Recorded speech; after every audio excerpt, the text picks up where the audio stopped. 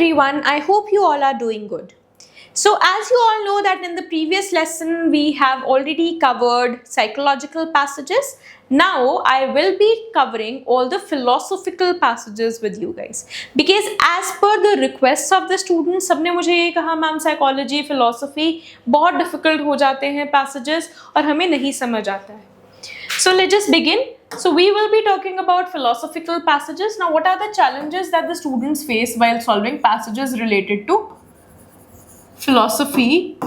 Number one, understanding the key idea. Second, vocabulary. Number three, answering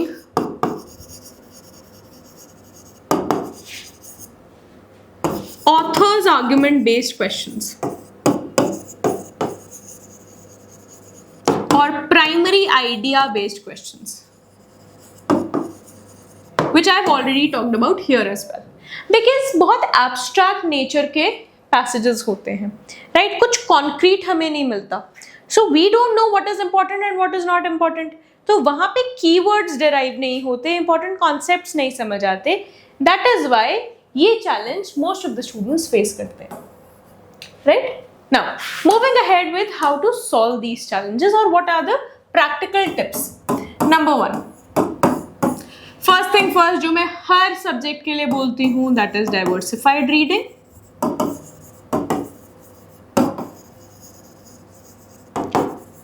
Secondly, you need to highlight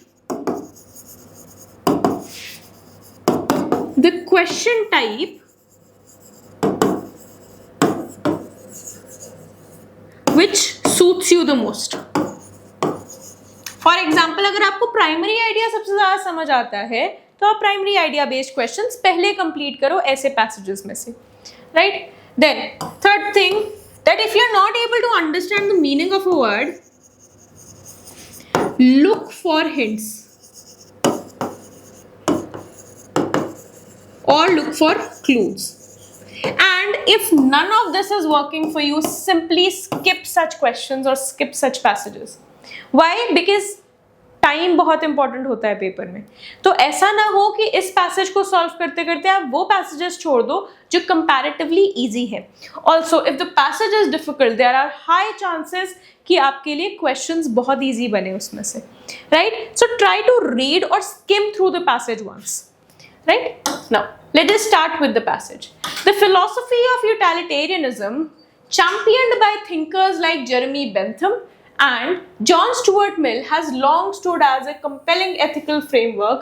The moral worth of an action is judged by its consequences, particularly in maximizing happiness and minimizing suffering. In a world marked by competing interests and limited resources, utilitarianism provides a seemingly simple compass, choosing the action that benefits the greatest number. ठीक है, जहाँ पे हमारे पास limited resources हैं, right, और हमारी needs endless हैं, वहाँ पे the best thing that we can do is we can see कि हमारे action से कितने लोगों को फायदा हो रहा है. This is what they are talking about here. For instance, policymakers often rely consciously or unconsciously on utilitarian reasoning when prioritizing healthcare interventions or environmental protection. The logic appears irresistible. Why should one life be valued above the collective happiness of many?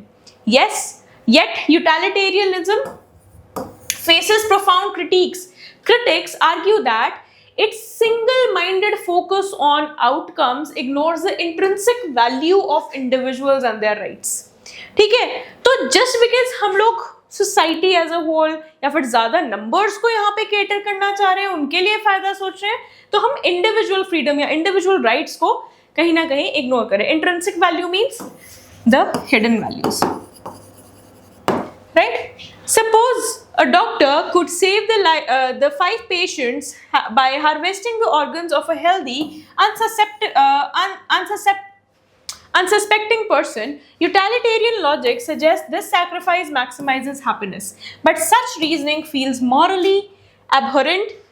violating deeply held convictions about human dignity.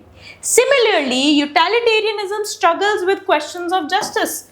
दूसरी चीज जो हम बात कर रहे हैं, that is justice. If enslaving a minority reproduces prosperity and happiness of a majority, should it be condoned? ठीक है. So now most would recoil at such an implication, revealing a tension between collective welfare and individual rights. तो ऐसे ऐसे dilemmas हमारे पास बहुत सारे आते हैं whenever we talk about utilitarianism, right? So this is what we need to cater to. So utilitarianism is an ethical theory that holds that the best moral action is the one that maximizes utility, right? Now, what is the meaning of abhorrent? Abhorrent basically means something which is in conflict with.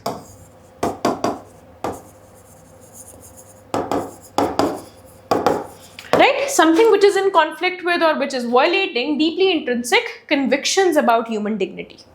Right? Then, the next thing is pluralistic. What do we mean by pluralistic? Which is recognized, which recognizes more than one principle or school of thoughts. Right? So I hope this is clear to you. The passage is clear now. Defenders of utilitarianism often refine their arguments. Rule utilitarianism, for instance, suggests we should follow rules that in the long run maximize happiness, thus prohibiting acts like murder or enslavement even if they produce immediate gains.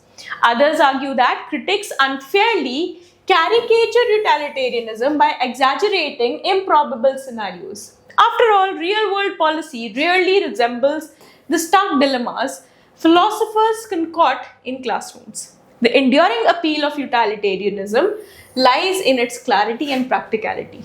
Yet, its limitations remind us that moral life cannot be reduced to arithmetic. Ethics involve principles, character, and context. Dimensions utilitarianism risk neglecting.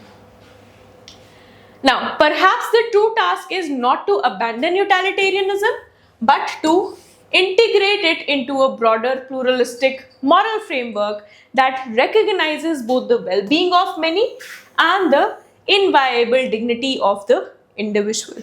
So here they are trying to say that why shouldn't we think of utilitarianism in such a way wherein we are catering to many, but we are also taking care of the individual rights and their benefits. Right? Now, what is the central critique of utilitarianism highlighted in the passage? So here they are talking about कि किस basis पे सबसे ज़्यादा हम utilitarianism को criticize कर सकते हैं. It is too complex for practical use. ये बात नहीं हुई, उन्होंने कहा कि हाँ इसकी practical implications कम है. Next, it disregards individual rights and dignity. इसके बारे में सबसे ज़्यादा बात हुई है. And we have to talk about the central critic. Right? Central critic means जो सबसे important चीज़ है. So this is something most important that has been highlighted. It is outdated in the modern policy making. No. It ignores collective welfare. No. Next, the organ donor example illustrates the efficiency of utilitarian reasoning, the impracticality of medical ethics, the moral tension between outcomes and rights, and last, the irrelevance of hypothetical scenarios. So what should it be?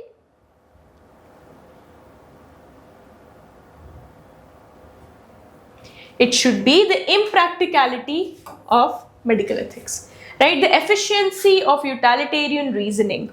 Right? This is also not something that we are talking about. तो हमें organ donor का जो example है वो कहाँ पे use हो रहा है? That is simply being talked about in option number B. Now, which of the following would best weaken the critique of utilitarianism? Weaken the critique का मतलब कि कम support करता है. So let's see evidence that utilitarian policies often lead to unjust outcomes. Next, showing that rule utilitarianism prevents harmful practices and demonstrating that most people reject utilitarian reasoning. Right? अब ज़्यादातर लोग जो हैं they reject utilitarian reasoning. अगर हम इसको highlight करते हैं तो हम इसको strengthen कर रहे हैं. Right? क्योंकि हमें critique बताना है. तो critique को जो ऑपोजिट, क्रिटिक के ऑपोजिट क्या होगा? तारीफ करना यूटिलिटेरियनिज्म की. यहाँ पे तो हम क्रिटिक के साथ हैं, इसलिए it is against it. Showing that rule utilitarianism prevents harmful practices is what the critique will say, right? Now, let's just move ahead to the next one.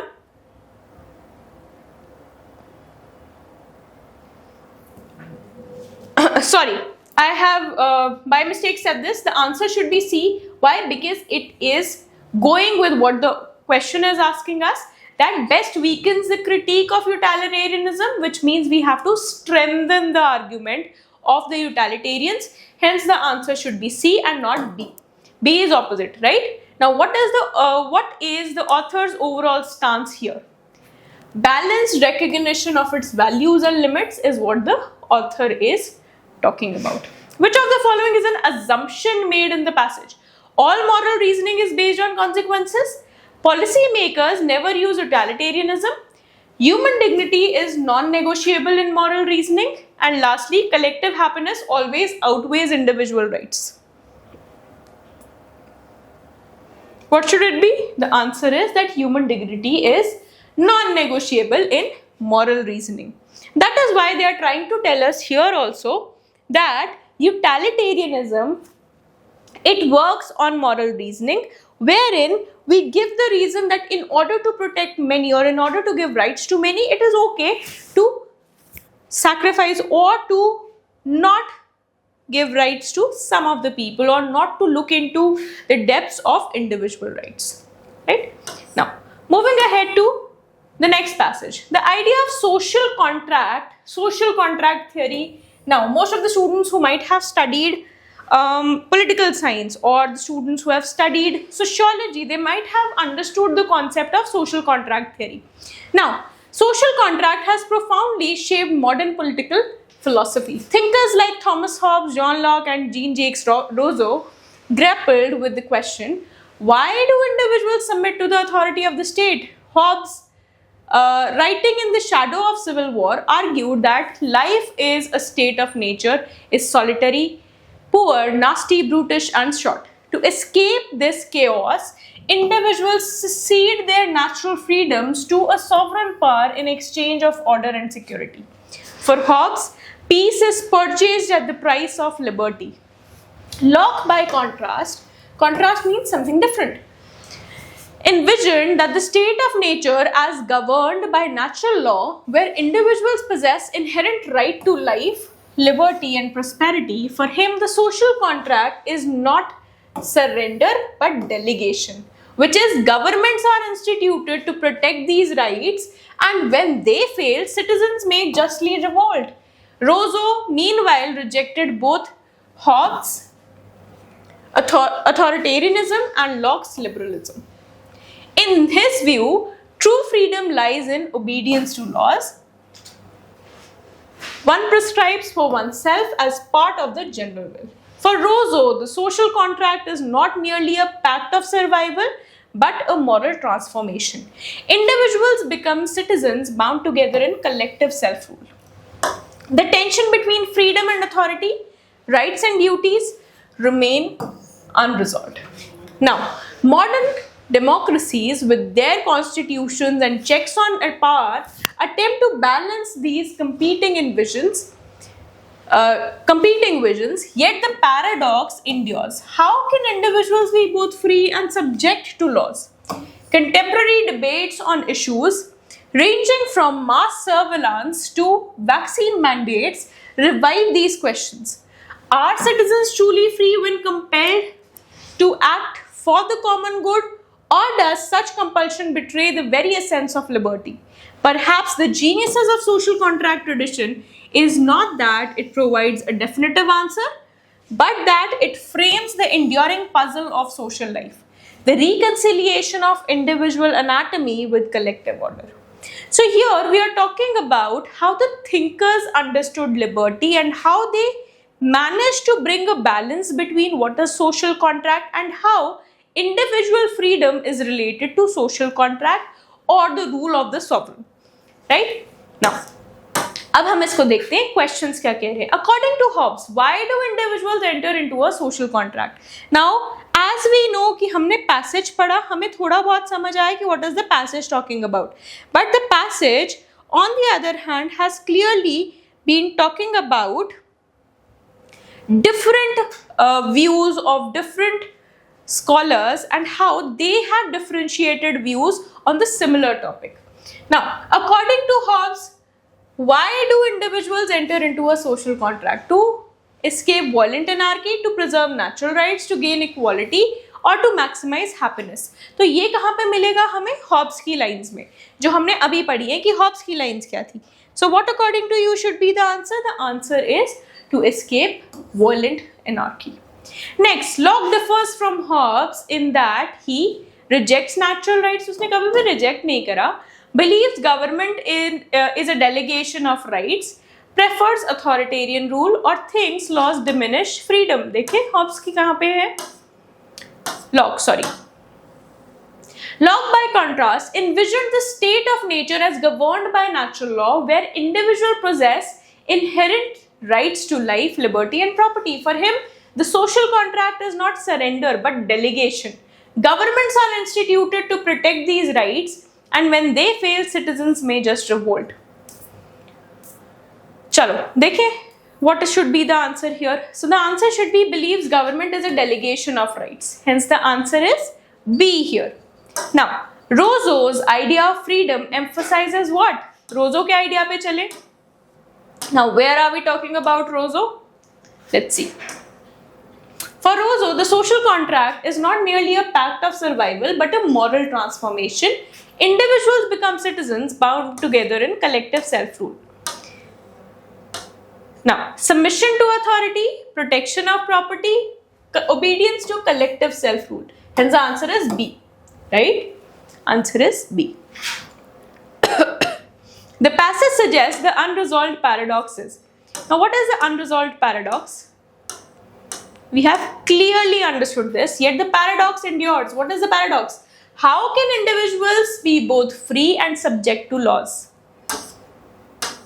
So what is the paradox here? Freedom versus authority, or security versus equality, individualism versus capitalism, or wealth versus justice?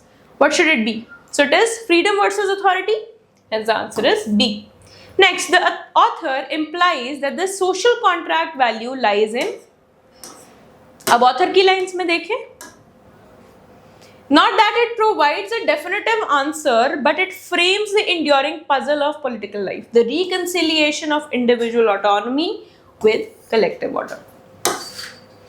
So what is the answer? Framing debate on liberty and authority, justifying state's power, providing final political answers, or resolving the paradox of freedom.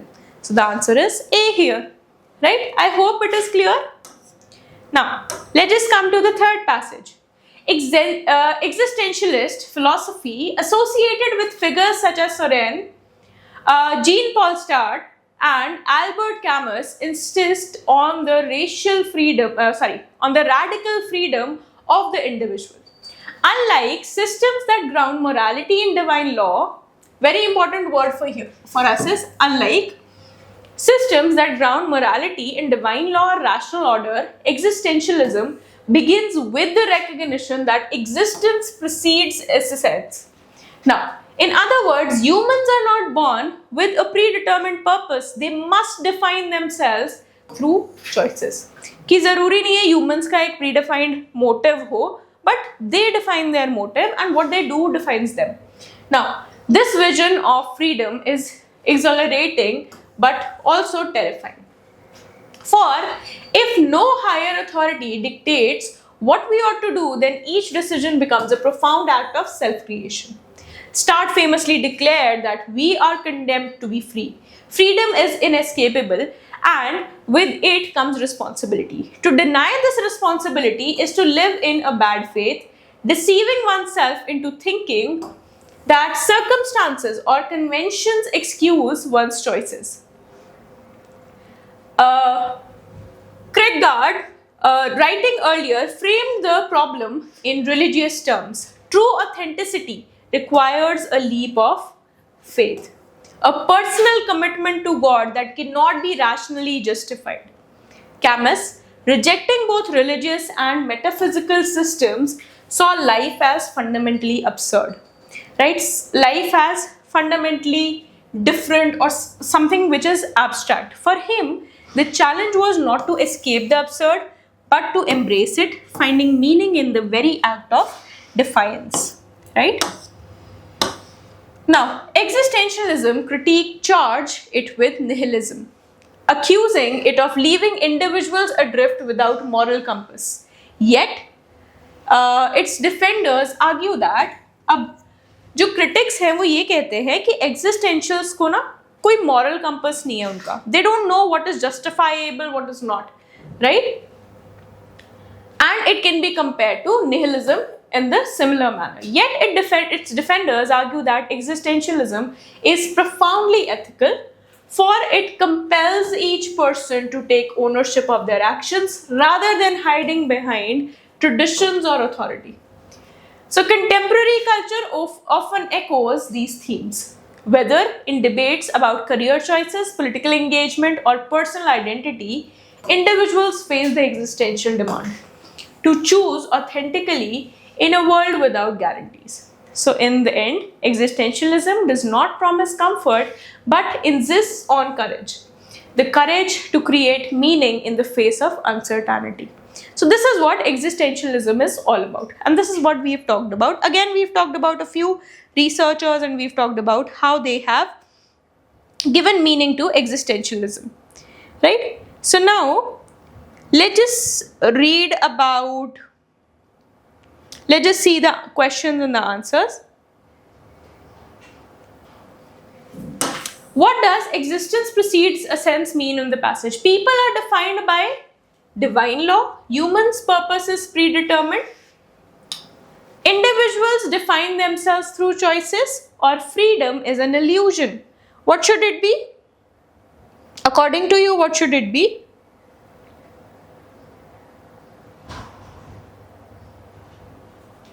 Answer is C. Individuals define themselves through choices. Now, Stark's idea of being condemned to be free implies what? Freedom is a reward from God. Freedom is burdensome and unavoidable. Only some people are free, or freedom comes with responsibility. What should it be? It should be freedom is burdensome and unavoidable, right? Then, which philosopher emphasized the leap of faith? So this is again a direct question from the passage. Which scholar was it which emphasized it? It was Kierkegaard, right? Next, existentialism critiques accuse it of what? Excessive rationalism, nihilism, blind faith, or dogmatism. Again, the word nihilism was used, and from there we can take a hint. What is the author's stance here? Existentialism is purely destructive. Existentialism offers courage despite uncertainty. Existentialism eliminates moral responsibility, or existentialism is incompatible with freedom. The last two are way too extreme. We are left, and so is the first one. So we are left with only one option, and it has been clearly mentioned in the last few lines. Right? Now, moving ahead to the next one. The pursuit of justice has animated political philosophy of centuries, but its meaning remains contested. Plato envisioned justice as harmony, each class in the city performing its proper role under the guidance of philosopher king. Aristotle more pragmatic tied justice to proportionality. इसने कहा कि justice is proportionality, treating equals equally and unequals unequally in proportion to their merit. Centuries later, John Rawls sought to revive the debate by asking us to imagine a veil of ignorance, stripped of knowledge about our social position, talent, or preference. What principles of justice would we choose? Rawls argued we would favor equality of basic liberties and arrangements that benefit the least advantaged, since no one would gamble on being born into misfortune. Rawls' vision challenged utilitarian approach that might sacrifice a minority for majority happiness. Yet critiques abound. Libertarians like Robert Nozick, insisted that justice is about respecting individual entitlements, not engineering patterns of distribution. Communitarians argue that Rawls' abstract individual ignore the concrete attachments of community, culture, and history. Others questioned whether real world politics could ever approximate the impracticality imagined behind the veil of ignorance. Still, Rawls' thought experiment transformed modern debates, inspiring new approaches to fairness in education, healthcare, and global inequality. The research of justice may never end, but Rawls shifted the terrain from asking what is justice to what would we choose if fairness rather than self-interest guided our decisions. Now, in the entire passage, we are talking about justice and how the scholars have talked about justice. In the end, we have shifted our focus from what others have said and Rawls kya keh raha hai, and how Rawls brought a shift in the thinking about justice. Now, let's see the questions. अब हमने यहाँ पे भी बहुत सारे scholars के बारे में पढ़ा. So let's just see what these scholars are talking about. So the first question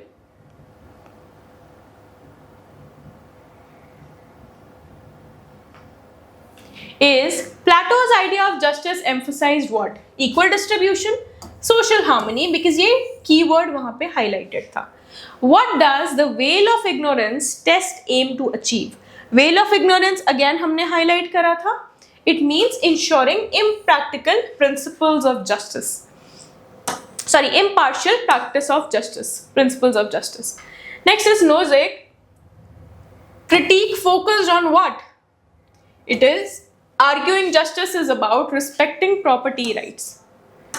Next, communitarians criticize Rawls for what? What should it be? It is ignoring community and culture, जो हमने अभी ऊपर passage में last paragraph में पढ़ा था. The passage implies Rawls' major contribution was in introducing impartial fairness as a test for implementation of justice. That is it. I believe that is clear to everyone and everyone has understood how we have solved these passages, right? So with this, I come to the end of the entire chapter, entire class, and I believe you have understood each and everything that I have used to solve these passages. If you have any doubts, please comment down in the comment section below and I'll be glad to help you out. Thank you.